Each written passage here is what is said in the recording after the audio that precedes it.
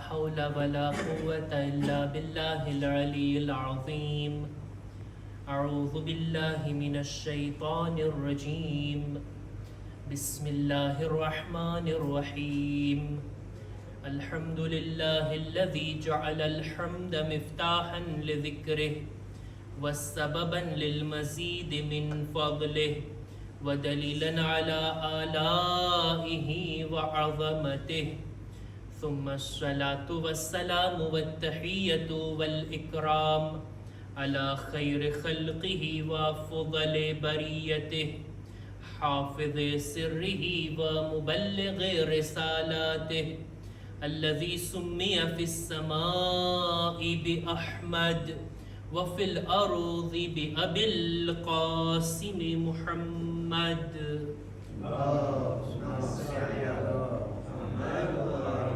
وعلى أهل بيته الطيبين الطاهرين المعصومين المظلومين ولعنة الله على أعدائهم أجمعين. أما بعد فقد قال إمامنا الصادق عليه السلام: صل رحمك ولو بشربة من ماء وأفضل ما يوصل به الرحم كف العذى عنها. सलवात पर मोहम्मद वाले मोहम्मद.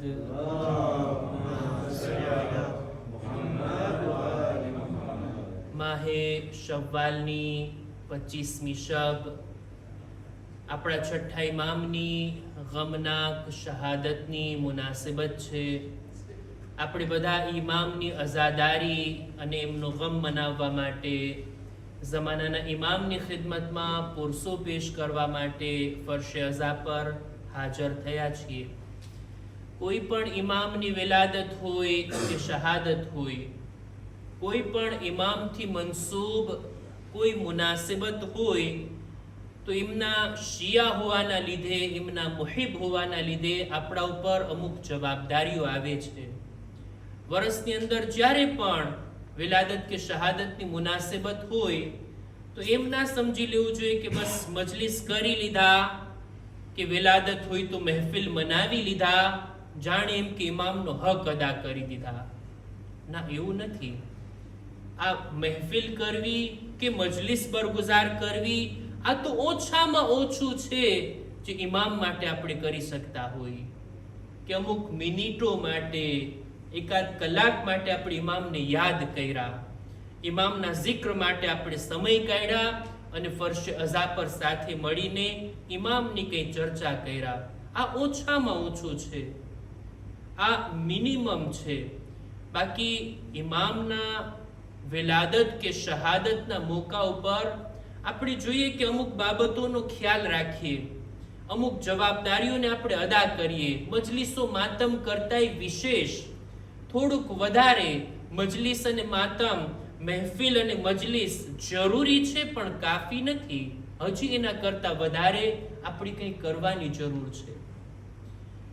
ઓછામાં ઓછી બાબતો આ મજલિસ અને મહેફિલ છે, પણ જ્યારે પણ કોશિશ કરીએ કોઈ ઇમામની વિલાદત કે શહાદત હોય તો ઓછામાં ઓછી એમની બાયોગ્રાફીને આપણે વાંચીએ. સાંભળવાની વાત નથી કરતો, દરેક મજલિસમાં બયાન થવું જરૂરી નથી. એના ટોપિક ઉપર, એના માહોલ ઉપર આધાર રાખે છે. બધા આલિમો, બધા ઝાકીરો દરેક ઇમામોની બાયોગ્રાફી બયાન કરે એવું જરૂરી નથી, પણ આપણે વાંચીએ તો ખરા, જાણીએ તો ખરા. આપણને બધાને ખબર છે કે છઠ્ઠા ઇમામના વાલિદ 7મા ઇમામ હતા, 5મા ઇમામ હતા, પણ એમની વાલિદા કોણ હતી? આ ઇમામ ક્યાં દફન છે? કઈ તારીખના શહાદત થઈ ખબર છે? કઈ હિજરી સનના? ઓછામાં ઓછું આપણા બાળકોને ઇમામની આ બાયોગ્રાફી, ટૂંકી માહિતી તો ખબર હોવી જોઈએ. ઇમામનો કાતિલ કોણ હતો? ઇમામની ઉંમરે મુબારક કેટલી હતી?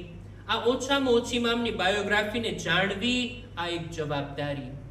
બીજું, ઇમામની જિંદગીના બારામાં, ઇમામની સીરતના બારામાં કંઈ જાણવું, ઇમામની જિંદગી કેવી હતી એના વિશે ચર્ચા અને વિચારણા કરવી. અથવા તો ઇન્સાન વાંચે, અમુક પેજ વાંચે, સમય કાઢે ઇમામના બારામાં, ઇમામની હદીસોને પણ મુતાલિયો કરે. આ ઇમામ કે જેમની યાદ મનાવવા હું આવ્યો છું, એ ઇમામ મને કઈ સંદેશો આપીને ગયા, મને કઈ પૈગામ આપીને ગયા? આ ઇમામની હદીસો કઈ છે? હું જરાક વાંચું તો ખરા. છઠ્ઠા ઇમામની શહાદતની રાત છે. કોઈ આવીને મારાથી સવાલ કરે, જોઈ તમે છઠ્ઠા ઇમામનો ગમ મનાવો છો, છઠ્ઠા ઇમામની 6 હદીસ મને સંભળાવો જોઈ. એમણે શું આપણા માટે બયાન કર્યું? શું મારી પાસે એટલી તૈયારી છે? દરેક ઇમામનો અઝાદાર આ વાત ઉપર ગૌર ફિક્ર કરે. મને યાદ છે જ્યારે હું કોમની અંદર તાલિબ ઇલ્મ હતો, અમારે ત્યાં મદ્રેસામાં આ રીતના હોય, જ્યારે પણ કોઈ વિલાદત શહાદત હોય એટલે એ છુટ્ટીની તારીખ હોય, ત્યારે જાહેર રજા હોય, હોલિડે હોય, ત્યારે દર્સ ના હોય, તો શું ત્યારે ફરવા નીકળી જવાનું, પાર્કમાં જઈને બેસવાનું, કે પછી ત્યારે તો એટલા મોબાઈલ ઇન્ટરનેટનો યુઝ નહોતો, ત્યારે શું ટાઈમ પાસ કરવો? ત્યારે અમારા ઉસ્તાદોની તાકીદ કે છે જ્યારે પણ કોઈ ઇમામની વિલાદત કે શહાદત હોય, તમે છુટ્ટી રાખો છો, દર્સ નથી હોતા, ત્યારે તમારે મદ્રેસે જવાનું નથી હોતું, ઓછામાં ઓછું લાઇબ્રેરીમાં જાઓ, કિતાબ ખોલો, એ ઇમામની જિંદગીના બારામાં અમુક કલાક મુતાલિયો કરો. અને ત્યારે અમુક કલાક મુતાલિયો થતો પણ. ઇમામે સાદિકના બારામાં 100 કિતાબો કિતાબખાનામાં, લાઇબ્રેરીમાં મોજૂદ હોય, 5-10 ને તો ખોલીને જુઓ, કંઈક વાત તો જાણવા મળે, સમજવા મળે. આ અમારા ઉસ્તાદની તાકીદ. હું નથી કહેતો તમે કલાકો મુતાલિયો કરો, પણ અમુક મિનિટ ઇમામની જિંદગીના બારામાં, એમની સીરતના બારામાં જાણીએ તો ખરા. કહું છું, મજલિસમાં બયાન થશે, પણ મજલિસનું કાફી નથી. થોડુંક હોમવર્ક અને દુવાર પબ્લિકે પણ કરવાનું હોય, મુમિનીને પણ કરવાનું હોય. ઇમામની સીરતના બારામાં જાણીએ, ઇમામે આપણી હિદાયત માટે કેટલી કોશિશો કરી. એમણે જેટલી કોશિશો કરી એને ધ્યાનમાં લઈને આપણે વિચાર કરીએ જોઈએ, ઈ ઇમામ કે જેણે આપણા માટે આટલું કર્યું છે, મેં ઈ ઇમામ માટે શું કર્યું? મેં ઈ ઇમામની ખાतिर કયા કદમ ઉઠાવ્યા? મારી જિંદગીમાં એવા કયા કામો કર્યા કે જે ઇમામની ખાतिर હોય? આ મુનાસિબતો એક રીતના ઇમામની સાથે જોડાવવાની તારીખો છે કે મૌલા, અમે એવા બનવા ચાહીએ છીએ જેવા તમે અમને બનાવવા ચાહો છો. અમે એવા બનશું જેવા તમે અમને જોવા ચાહો છો. આ રીતના વાયદા વચન કરવાની આ મુનાસિબત છે કે આપણે છઠ્ઠા ઇમામની અઝાદારી તો મનાવીએ, એમના પૈગામની સાથે, એમના સંદેશાની સાથે એક તજદીદ અહેદ કરીએ, એક વાયદા વચન કરીએ કે મૌલા, અમે કોશિશ કરશું તમારા બતાવેલા રસ્તા પર ચાલવાની. છઠ્ઠા ઇમામની સીરત, એમની હદીસો, એમની વસિયત જ્યારે આપણે મુતાલિયો કરીએ તો આપણા છઠ્ઠા ઇમામ, ઇમામે જાફર સાદિક અલૈહિસ્સલામ,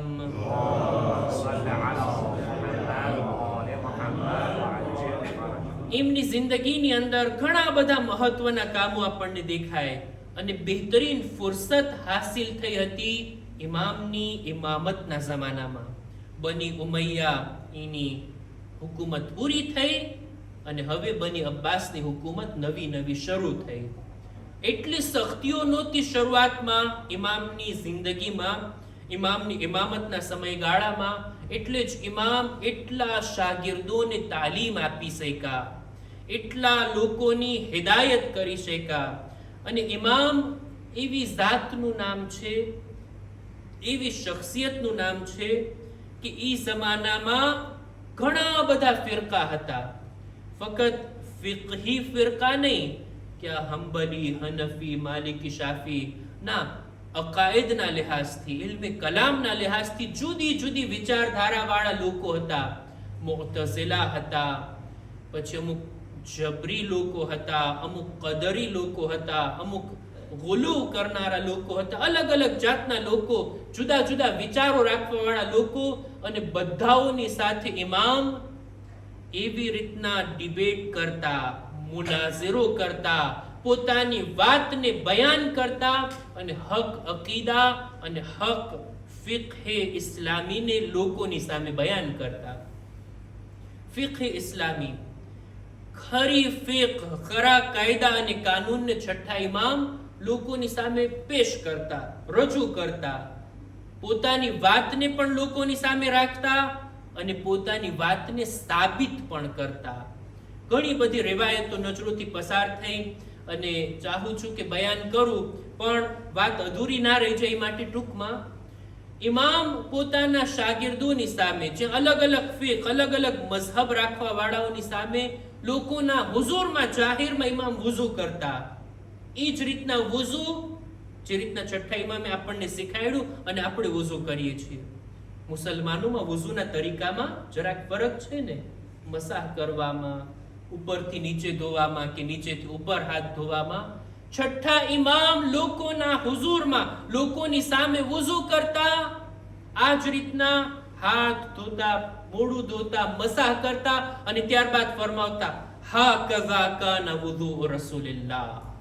રસૂલુલ્લાહનું વુઝુ આ રીતના હતું. આ રીતના કુરાને આપણને વુઝુ કરવાની તાલીમ આપી.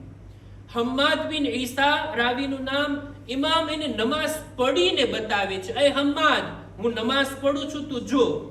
સહી તરીકો, સરખો તરીકો નમાઝ અદા કરવાનો આ છે જેને હું પડું છું. ઇમામ નમાઝ અદા કર્યા.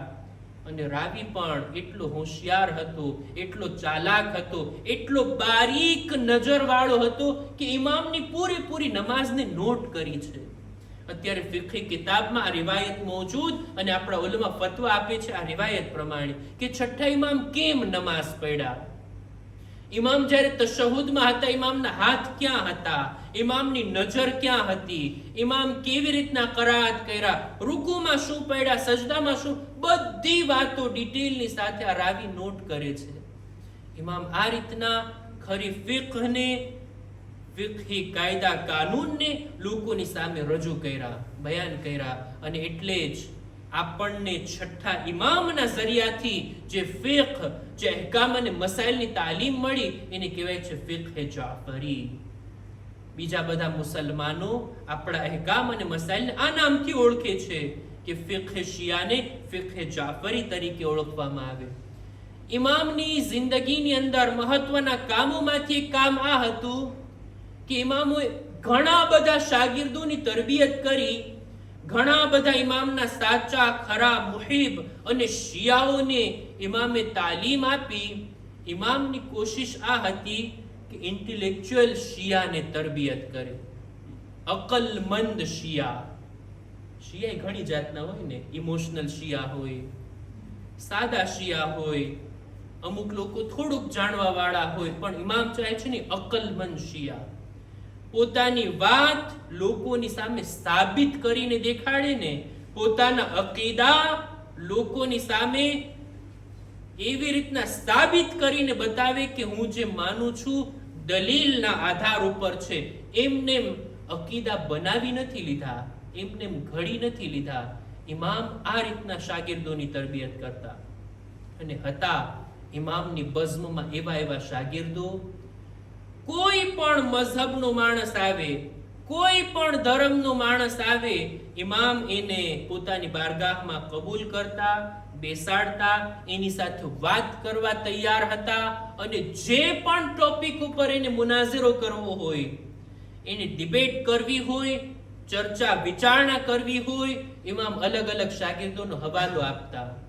તારે કલામના બારામાં વાત કરવી છે, ઇલ્મે કલામના માહિર આ શાગિર્દ છે. તફસીરના બારામાં જાણવું છે તો આ છે. ફિલોસોફીના બારામાં, અકીદાના બારામાં એક એકને ઇમામ મોકલતા અને એ લોકોની સાથે ડિબેટ કરાવતા. અને ખરેખર ઇમામની જિંદગીના આ શાગિર્દોના, ઇમામની જિંદગીમાં ઇમામે તરબિયત કરેલા આ શાગિર્દોની જિંદગીને જ્યારે જોવામાં આવે તો ખરેખર ઇમામ એનાથી રાજી હતા, એમના કામથી રાજી હતા અને એમના અકીદાથી રાજી હતા. ખરેખર આ ઇમામ જોવા માંગે છે પોતાની કૌમની અંદર અકલમંદ શિયાઓને, કે જેઓ પોતાના અકીદાને માને તો ખરા, બીજાઓને મનાવવાની તાકાત પણ રાખતા હોય, બોલવા વાળા હોય, જવાબ આપવા વાળા હોય. શુભા પેદા કરવું જો આ દુશ્મનોનું કામ હોય તો એ શુભાને જવાબ આપીને સામે વાળાને લાજવાબ કરી દેવું આ ઇમામના શાગિર્દોનું કામ હતું. એમ નહીં કે જરાક શુભો પેદા થાય, જરાક સવાલો ઊભા થાય એટલે તરત લોકો આ બાજુ ચાલ્યા જાય, ઓલી બાજુ ચાલ્યા જાય, લોકોના ઈમાન નબળા પડી જાય. ઇમામ હરગીઝ એવું નહોતા ચાહતા. નહીં, એવી રીતના લોકોને તાલીમ આપ્યા હતા. એક નમૂનો મારે રજૂ કરવો છે. ઇમામ પોતાના અસહાબની સાથે બેઠા છે. ઝુરારત ઇબ્ન આયન છે, મુસ્લિમ ઇબ્ન મુહમ્મદ બિન મુસ્લિમ છે અને હશામ ઇબ્ન હકમ છે. આ બધા લોકો બેઠા હતા. ઇમામે પોતે તમન્ના જાહેર કરી. પોતાના એક શાગિર્દ હશામ ઇબ્ન હકમને જોઈને, એ હશામ, હું ચાહું છું કે તે બસરાના આલિમ અમ્ર ઇબ્ન ઉબૈદ સાથે જે ગુફ્તગુ કરી, તારી જે વાતચીત છે ને, એ તું મને સંભળાવો. ઇમામ ચાહે છે, ઇમામ તમન્ના કરે છે કે તું મને સંભળાવ. હશામ ઇબ્ન હકમ એટલો હોશિયાર, એટલો ચાલાક, અકીદાની બહેસ કરવામાં એટલો મજબૂત હતો કે પોતે પણ પહેલા મુસલમાન નહોતો, પોતે ખુદાને માનવા વાળો નહોતો. છઠ્ઠા ઇમામની ખિદમતમાં 2 વાર આવે છે. આવીને અમુક વાતોની ચર્ચા કરે છે, બહેસ કરે છે.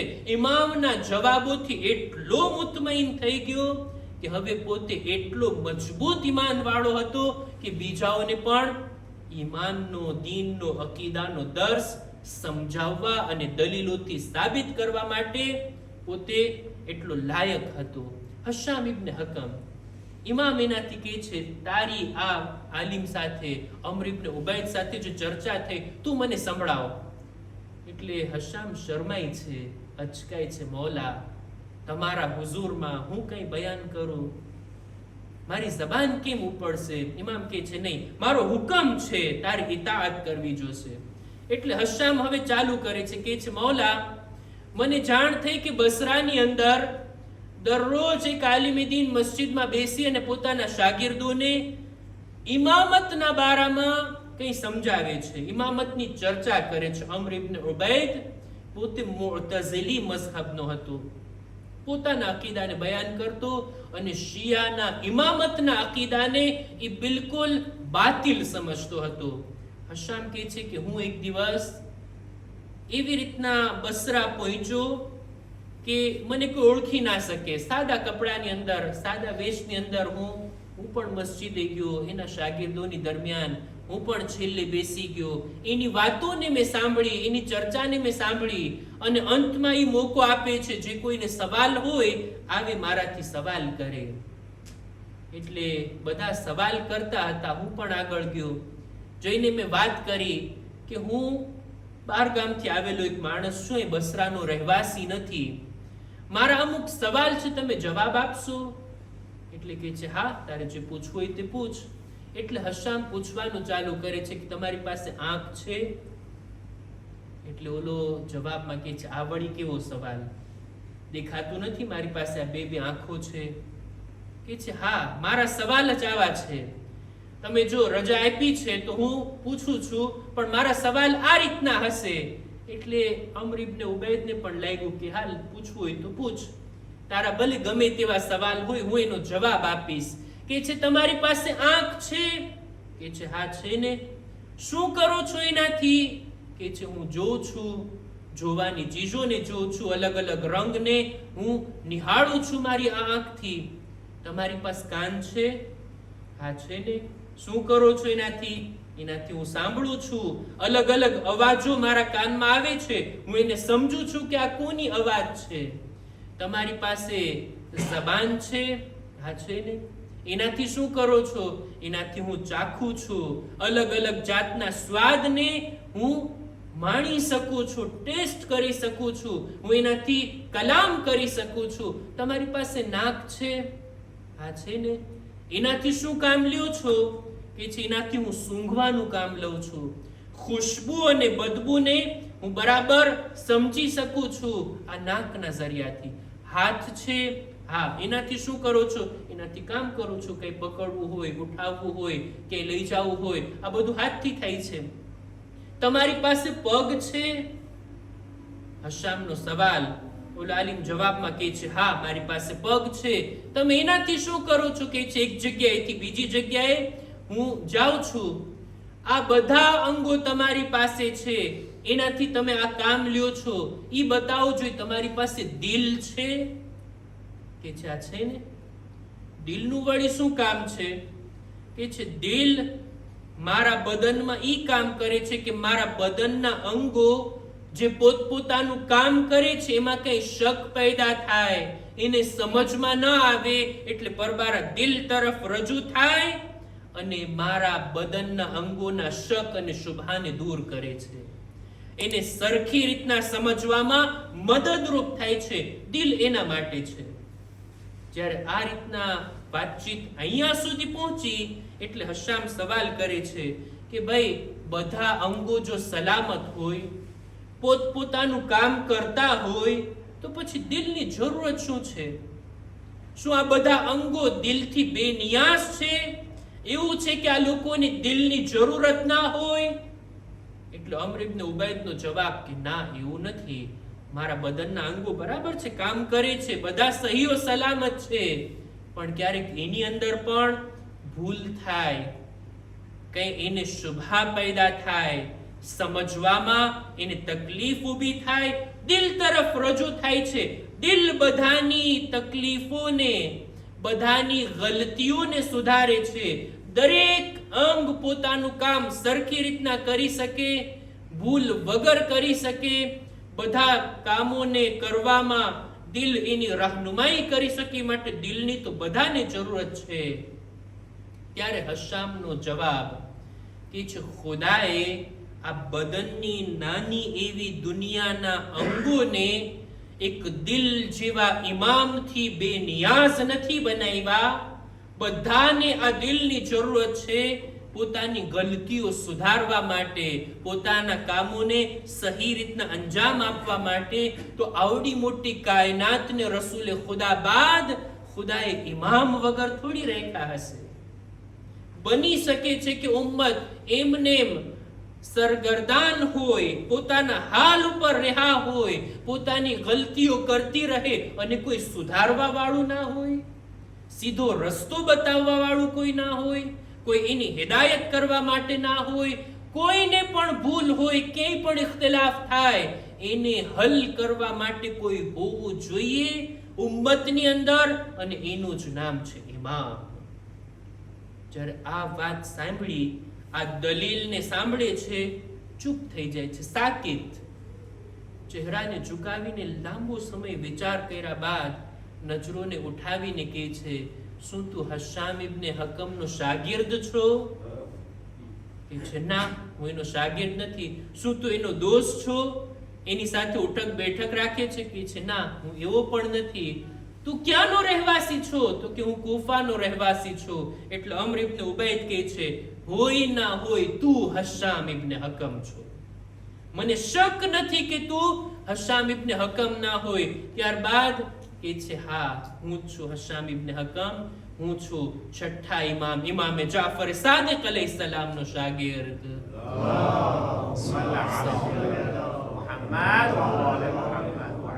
કે છે, જ્યારે મેં પોતાની ઓળખાણ કરાવી, મને ગળેથી લગાડી લે છે, મારી પેશાનીને ચૂમે છે, પોતે હટી જાય છે, પોતાની જગ્યા પર મને બેસાડે છે. અને જ્યાર સુધી હું ઈ બઝમમાં બેઠો હતો, એણે જબાન ન ખોલી અને લોકો હવે મારાથી સવાલ જવાબ કરવા લાગ્યા. આ પૂરા બનાવને હશામ છઠ્ઠા ઇમામની બારગાહમાં રજૂ કરે છે, એમના માટે બયાન કરે છે. ઇમામ રાજી થયા, ખુશ થયા આ દલીલને જોઈને. ત્યારબાદ પૂછે છે, હશામ, આવી સરસ દલીલ તે ક્યાંથી શીખી? કોણે તને શીખાડી? કે છે, મૌલા, મારી પાસે જે કંઈ છે બધું તમારા પાસેથી મળેલું છે. જે કંઈ હાસિલ કર્યું બધું તમે શીખવાડેલું છે. ઇમામ ફરમાવે છે, આ દલીલ જનાબે ઇબ્રાહીમની કિતાબમાં અને જનાબે મૂસાની કિતાબમાં લખેલી છે કે એક ઇમામનું હોવું જરૂરી છે ઉમ્મતમાં, કે લોકો એની પાસે આવી પોતાના ઇખ્તિલાફને રફા કરે, પોતાની હિદાયતને મેળવે, પોતાના શક અને તરદીદને દૂર કરે અને પોતાના સવાલોને એની બારગાહમાં પૂછી શકે. એક સલવાત પર મુહમ્મદ વાલે મુહમ્મદ. ઇમામ આ રીતના પોતાના શિયાઓની તરબિયત કરતા. આવા કેટલાય નમૂના છે કે ઇમામે લોકોની હિદાયત કરી અને લોકોની હિદાયત માટે આવા શાગિર્દોને તાલીમ આપી છે. છઠ્ઠા ઇમામ આ હતા, એમની શખ્સિયત આવી હતી. છઠ્ઠા ઇમામ દરેક ફિરકાની નજરમાં મુહતરમ હસ્તીનું નામ હતા. એવા લોકો કે જે ખુદાને નહોતા માનતા, રસૂલુલ્લાહને નબી નહોતા માનતા, મુસલમાન નહોતા, પણ છઠ્ઠા ઇમામના ઇલ્મનો એહતરાફ કરતા હતા, છઠ્ઠા ઇમામનો એહતરામ કરતા હતા. દરેક ફિકના ઇમામો, ઇમામે માલિક હોય, ઇમામે અબુ હનીફા હોય, બધા પોતાને મનસૂબ કરે છે છઠ્ઠા ઇમામની ઝાતથી કે અમે એમની પાસેથી ઇલ્મ હાસિલ કર્યું છે. જુદા જુદા અકીદા રાખવા વાળાઓ આવતા અને ઇમામ સાથે ગુફ્તગુ કરતા અને ઇમામની સાથે મુનાઝરો કરતા. હવે માનવું ન માનવું એ લોકોના હાથમાં, પણ પોતાની વાતોને ઇમામની સામે રજૂ કરતા, ઇમામ સાંભળતા અને પોતાની વાતને દલીલની સાથે સામેવાળાને સમજાવતા. ઇમામની ઝાત આ રીતના હતી. ઇમામની શહાદતના મોકા ઉપર ઇમામની જિંદગીની વાતોને બયાન કર્યા બાદ ચાહું છું કે ઇમામની હદીસો તરફ પણ ધ્યાન દોરવું. ઇમામની હદીસો આપણી પાસે સૌથી વધારે છે. બધા ઇમામોની અંદર સૌથી વધારે હદીસો જો આપણને મળી હોય તો આપણે છઠ્ઠા ઇમામ.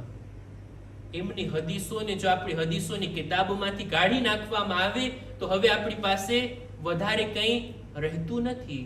છઠ્ઠા ઇમામની હદીસો અલગ અલગ ટોપિક ઉપર આપણી પાસે છે. ચાહું છું કે ઇમામની જિંદગીની છેલ્લી વાતને બયાન કરું.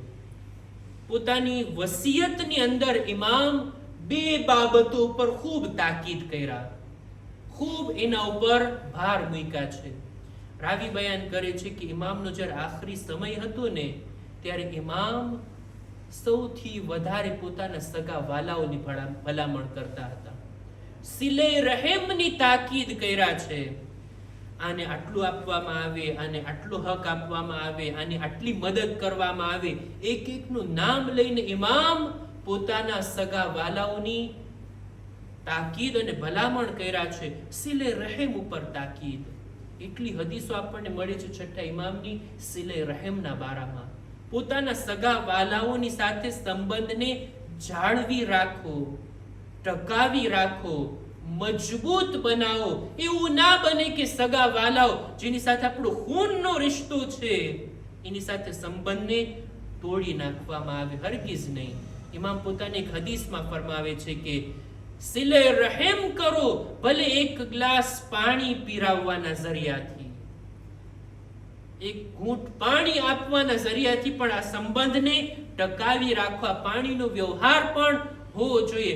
ઓછામાં ઓછો સિલે રહેમ ઈ છે કે ઇન્સાન પોતાના સગા વાલાઓને કઈ તકલીફ ના પહોંચાડે, એને હેરાન ના કરે, એને પરેશાન ના કરે. આ હદીસ છે જેને પઢું છું.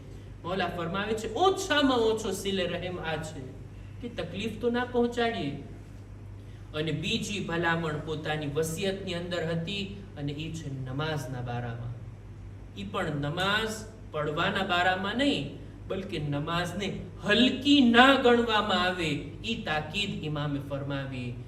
લા તુનાલુ શફાઅતુના મન ઇસ્તખફા બિસ્સલાહ, ઇન્ન શફાઅતના લા તુનાલુ મન ઇસ્તખફા બિસ્સલાહ. જે કોઈ અમારી શફાઅતને ચાહતા હોય ને, શફાઅતને મેળવવા માંગતા હોય ને, એ લોકો જાણી લે અમારી શફાઅત એ લોકો સુધી નથી પહોંચવાની જે નમાઝને હલકી લેખતા હોય. નમાઝને મહત્વ અને ઇમ્પોર્ટન્સ ન આપતા હોય, પોતાના દરેક કામોમાં ટોપ પ્રિયોરિટીમાં જઈને નમાઝ ના હોય, નમાઝને હલકી લેખતા હોય, જ્યારે ત્યારે સમય મળે ત્યારે પડી લેશું એના અવ્વલે વક્તથી ગાફિલ રહેતા હોય, એની શફાઅત ઇમામ કહે છે અમારી શફાઅત એના સુધી નથી પહોંચવાની.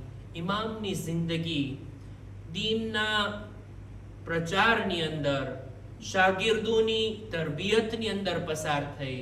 ઇલ્મે ફિqh, ઇલ્મે કલામ, ઇલ્મે તફસીર, જુદા જુદા ઉલૂમની અંદર ઇમામ પોતાના શાગિર્દોની તરબિયત કરી. ઇમામની જિંદગીના મહત્વના કામોમાંથી એક કામ આ પણ હતું કે ઇમામ સૈયદુશ શુહદાની અઝાદારીને ફેલાવ્યા છે, અઝાદારીની તબલીગ કર્યા છે. કેટલી બધી હદીસો અઝાદારીના બારામાં છઠ્ઠા ઇમામથી મળી છે. ઝિયારતના બારામાં તાકીદ છઠ્ઠા ઇમામ તરફથી આપણને મળે છે. ઇમામે હુસૈનની મજલિસને બરગુજાર કરવાની ભલામણ, એમના ઉપર કિરિયા કરવાની તાકીદ, આ બધું છઠ્ઠા ઇમામ તરફથી મળ્યું. ઇમામ પોતે અઝાદારીને બરગુજાર કરતા, ઇમામ પોતે ઘરમાં મજલિસ કરાવતા, ઇમામ પોતે પોતાના અસહાબને હુકમ આપતા, શું તે મારા જદના હકમાં કઈ મરસ્યો કીધો છે? કે છે હા. અબુ હારૂનને કે છે ઇમામ તું મરસ્યો પડ, અમારા જદની મુસીબતને બયાન કર, અને ઇમામ ગિરિયા કરતા. આ રીતની મજલિસો છઠ્ઠા ઇમામના ઘરમાં થતી. જ્યારે અબુ હારૂન મરસીઓ પડતા ને જરાક અચકાતા, જરાક અચકાઈને પડતા હતા, ઇમામની ખિદમતમાં હું કેવી રીતના પડું? ત્યારે ઇમામ કહે છે નહીં, એવી રીતના પડ જાણે એમ કે તું તારા ઘર વાળાઓની દરમિયાન પડતો હોય. દિલ ખોલીને મુસીબત બયાન કર, જેથી અમે દિલ ખોલીને આકા હુસૈન પર રડી શકીએ. ઇમામે બયાન કર્યું છે ને, દરેક ફરિયાદો બુકા, દરેક બુલંદ અવાજથી રૂ મકરૂહ છે, સિવાય ઇમામે હુસૈનની અઝાદારી, કે બુલંદ અવાજથી રડવામાં આવે, આકા હુસૈન પર ગિરિયા કરવામાં આવે. આ છઠ્ઠા ઇમામની તાલીમ છે. અલગ અલગ મુનાસિબતો પર આપણા છઠ્ઠા ઇમામ કરબલાના બનાવોને યાદ કરતા, કરબલાની મુસીબતોને યાદ કરતા. આપણા છઠ્ઠા ઇમામના ઘરમાં એક દિવસ આગ લગાડવામાં આવી. છઠ્ઠા ઇમામનું ઘર બળવા લાગ્યું. ઇમામના બાલ બચ્ચાઓ ડરી ગયા. એક હુજરામાંથી બીજા હુજરામાં અને બીજા હુજરામાંથી ત્રીજા હુજરામાં ઇમામ આ મંઝરને જોઈ રહ્યા હતા. ઇમામના શાગિર્દો આવી અને આ આગને બુઝાવી દે છે, પણ શું જોયું? ઇમામની આંખમાં આંસુ છે, ઝારો કતાર રડી રહ્યા છે, મૌલા આ મદીના છે, તમારા ઘરમાં આગ લાગી, અમે આગ બુઝાવી દીધા, તમે શા માટે ગિરિયા કરો છો? છઠ્ઠા ઇમામ પોતાની મુસીબતના સમયમાં શામે ગરીબાને યાદ કરે છે. મને શામે ગરીબાનો મંઝર યાદ આવી ગયો, જ્યારે મારા જદ હુસૈનના ખૈમાઓને બાળવામાં આવ્યા, જ્યારે એમાં આગ લગાડવામાં આવી. બીબીઓ એક ખૈમામાંથી બીજા ખૈમામાં, બીજા ખૈમામાંથી ત્રીજા ખૈમામાં. જ્યારે કે હું મારા બાલ બચ્ચાને જોઈ રહ્યો હતો, કેટલા ડરી ગયા હતા. હું એમની દરમિયાન મોજૂદ હતો એ લોકોને પનાહ આપવા માટે, એમ છતાંય તેઓ આટલા ડરેલા હતા. મેં મારા જદ આકા હુસૈનના અહેલે હરમને યાદ કર્યા. હાય, એ લોકો કોઈની પાસે પનાહ મેળવવા માટે જાય તો જાય ક્યાં? બધા શોહદા મક્તલમાં શહીદ થયેલા હતા. એક આબિદે બીમાર હતા કે જેઓ બેહોશીની હાલતમાં બિસ્તર પર હતા. હા અઝીઝો, એક એક મોકા ઉપર ઇમામે કરબલાને યાદ કરી છે. છઠ્ઠા ઇમામ, એમને એવું ઝહેર આપવામાં આવ્યું મંસૂરે દવાનિકીના તરફથી કે ઇમામનું બદન ઝહેરના અસરના કારણે ગળવા લાગ્યું. ઇમામ એટલા કમજોર થઈ ગયા હતા. એમના શાગિર્દો જોઈ અને આંસુ વહાવતા, મૌલા તમારી શું હાલત છે? ઇમામની મુસીબત એટલી હતી કે ઇમામને અનેક વખત પોતાના જિંદગીમાં ટોર્ચર કરવામાં આવ્યા, એમને તકલીફો આપવામાં આવી. એક રાત મંસૂરના હુકમથી ઇમામને રાતના સમયે દરબારમાં હાજર કરવામાં આવ્યા. ઇમામના ઘરમાં રજા વગર સિપાહીઓ દાખલ થયા. ઇમામને એવી રીતના બાંધીને લઈ જવામાં આવ્યા કે ઇમામના માથા પર અમામો ના હતો, ઇમામના પગમાં એમના શૂઝ ના હતા, ઇમામના અલૈન વગર અમામા વગર દરબારમાં એમને હાજર કરવામાં આવ્યા. ઇમામને જ્યારે લાવવામાં આવ્યા, મંસૂરે સખ્ત લહેજામાં ગુફ્તગુ કરી. ઇમામને એ કત્લ કરવા માંગતો હતો, પણ રસૂલુલ્લાહનો ચહેરો, રસૂલની ઝાત એમની સામે આવી અને ઇમામને આઝાદ કરીને મોકલી દે છે.